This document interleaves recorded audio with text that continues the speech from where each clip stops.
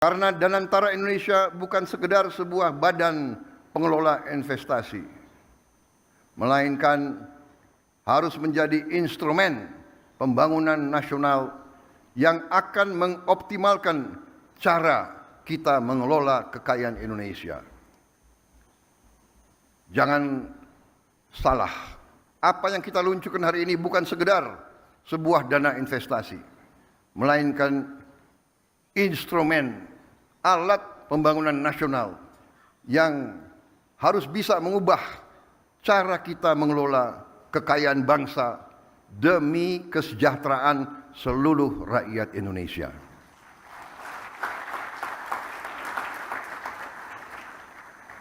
Kita telah membuktikan komitmen dalam mengelola kekayaan negara dengan disiplin keuangan yang ketat dan tata kelola yang bertanggung jawab.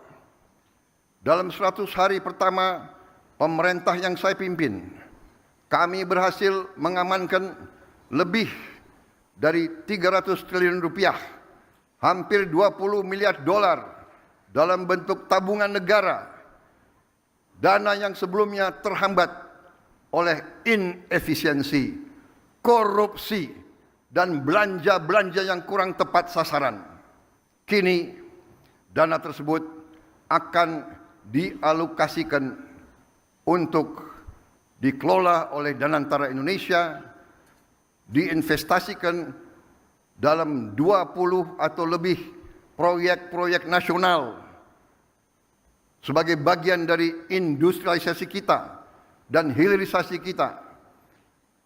Proyek-proyek yang berdampak tinggi yang akan menciptakan nilai tambah yang signifikan untuk bangsa kita, menciptakan manfaat nyata, lapangan kerja yang bermutu, dan kemakmuran yang berjangka panjang bagi masyarakat Indonesia. Kita tidak mau lagi menjual sumber alam kita murah. Kita tidak mau jadi sumber raw material bagi bangsa lain. Kita bertekad ingin menjadi negara maju. We have already proven our commitment to managing Indonesia's wealth and assets with very careful financial discipline and responsible governance.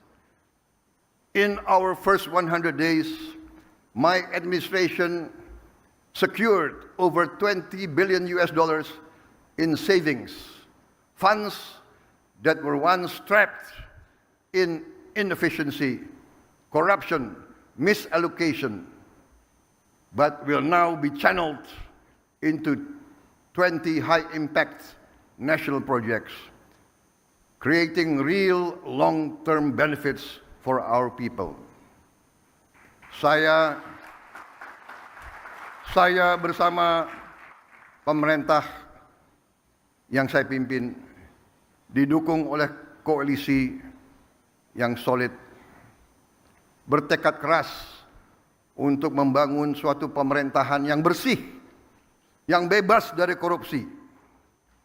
Saya akan melawan korupsi dengan sekeras-kerasnya dan dengan segala tenaga dan upaya yang bisa saya kerahkan tanpa pandang bulu.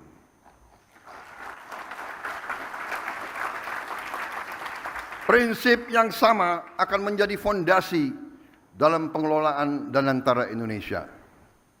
Visi untuk mengelola sumber daya nasional secara bijaksana bukanlah sesuatu yang baru.